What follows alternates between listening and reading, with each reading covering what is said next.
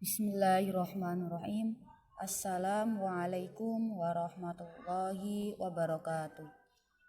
Perkenalkan, nama saya Herini Safina. Di sini saya akan membedah paper untuk tugas ekonomi moneter Islam yang diampu oleh Bapak Yudi, yaitu saya di sini mengambil judul paper tentang mekanisme transmisi syariah pada sistem moneter ganda di Indonesia. Baiklah, di sini di slide pertama ini ada cover yang saya ambil, di mana cover ini saya ngambil judulnya itu di Bulletin of Monetary Economics and Banking ya.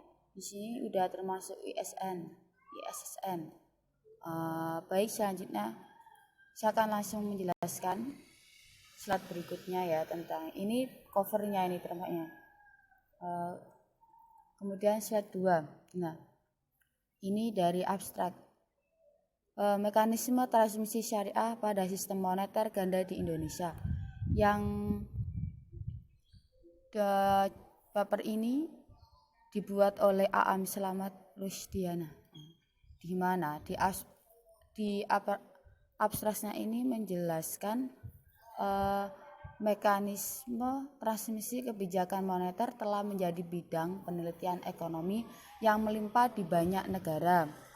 Dari arti abstrak ini ya, di banyak negara, sistem keuangan menghubungkan kebijakan moneter dan ekonomi real. Dengan demikian, peristiwa atau tren yang mempengaruhi sistem keuangan juga dapat mengubah mekanisme transmisi moneter.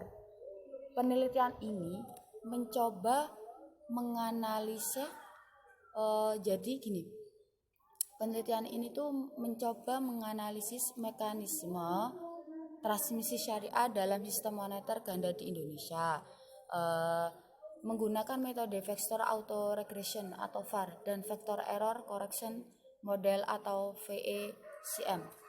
Paragraf kedua menjelaskan tentang hasil menunjukkan bahwa hubungan antara SBBI atau SBI syariah dan pembiayaan syariah negatif. Artinya itu ketika SBBI lebih tinggi, jumlah pembiayaan syariah akan lebih rendah. Demikian juga SBI dan inflasi LNIHK, ketika total pembiayaan syariah meningkat, itu akan memberikan kontribusi positif untuk mengurangi tingkat inflasi di Indonesia.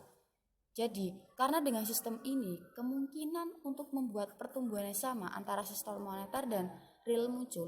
Oleh karena itu, ini akan menjadi tindakan strategis bagi otoritas moneter untuk menumbuhkan pangsa perbankan syariah di Indonesia, untuk untuk meminimalkan inflasi buruk dalam perekonomian. Rekomendasi lain, SBBI sebagai instrumen moneter syariah harus dipertimbangkan kembali untuk mencapai dampak positif bagi sektor real. Kemudian next, slide ketiga, yaitu ini pendahuluan. Di sini ada latar belakang ya.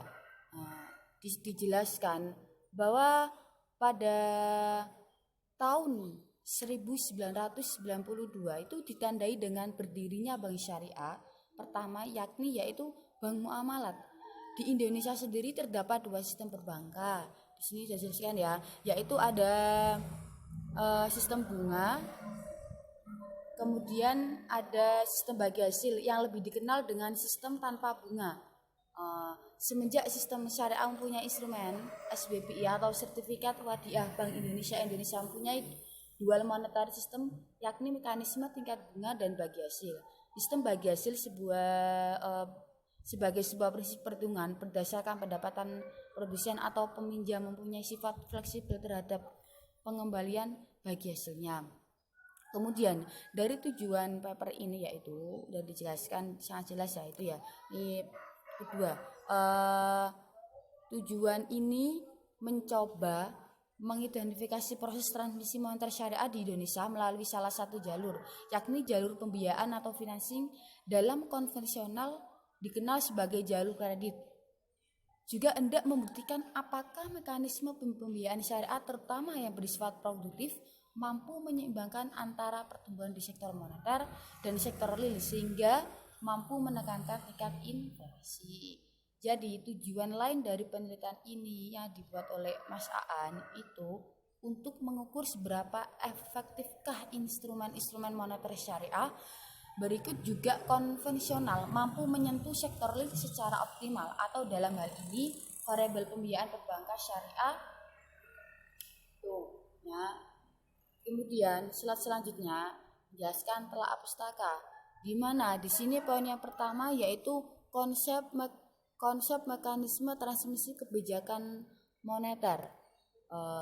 Jadi dijelaskan bahwa secara sederhana mekanisme transmisi kebijakan moneter adalah saluran yang menghubungkan antara kebijakan moneter dan perekonomian.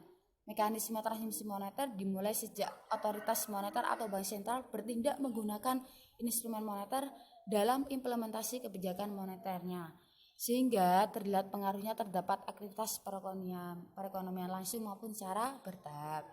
Dampak tindakan otoritas moneter terhadap aktivitas ekonomi ini terjadi melalui berbagai channel, yakni saluran uang atau langsung, saluran suku bunga, kredit, nilai tukar, harga aset, dan saluran ekspektasi. Kemudian yang kedua yaitu kedua ada tahapan transmisi moneter.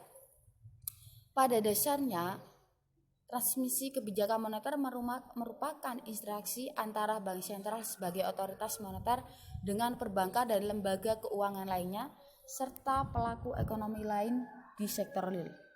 Interaksi ini terjadi via dua tahapan proses perputaran uang. Pertama yaitu ada interaksi antara bank sentral dengan perbankan dan lembaga keuangan lainnya dalam berbagai transaksi di pasar keuangan.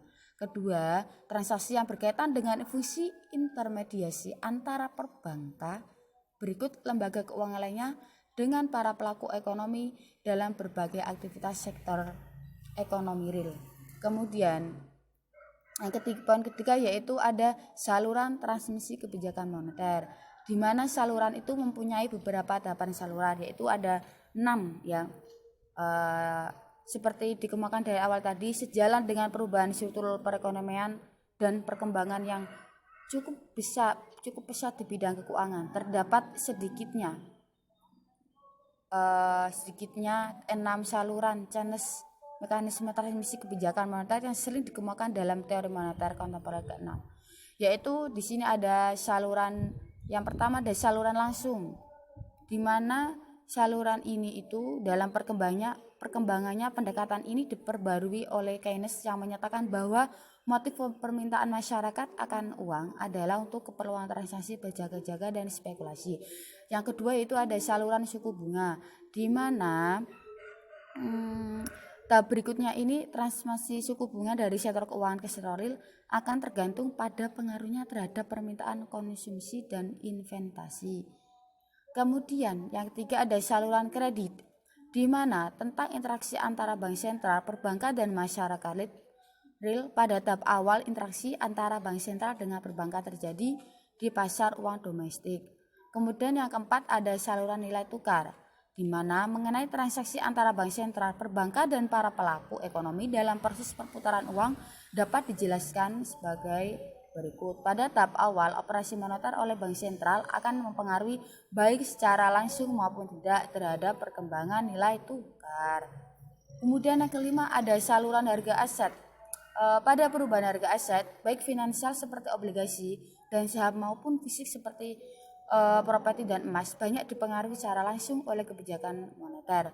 Kemudian yang kelima ada saluran ekspektasi, di mana jika suku bunga meningkat lebih kecil dibandingkan dengan kenaikan harga secara real, rate of return atas aset finansial menurun dan penurunan tersebut akan mendorong orang mengalihkan kekayaan dari bentuk aset finansial ke bentuk aset real.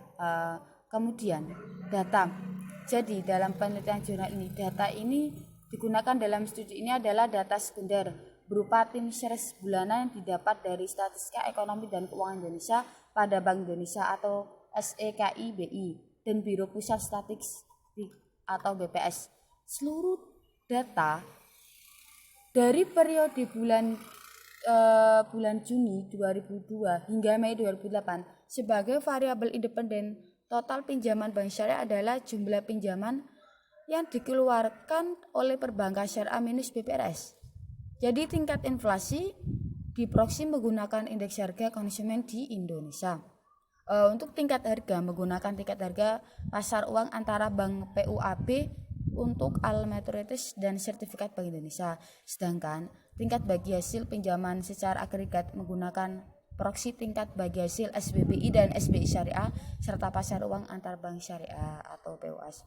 Kemudian paper ini yaitu selanjutnya metode.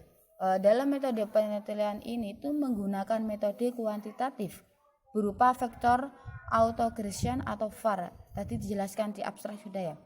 Yang dilanjutkan dengan vector error correction model atau VECM. Apabila terdapat kointegrasi sebelumnya, data yang tersedia akan melalui beberapa uji, yakni uji unit root, uji stabilitas model, dan uji konfigurasi.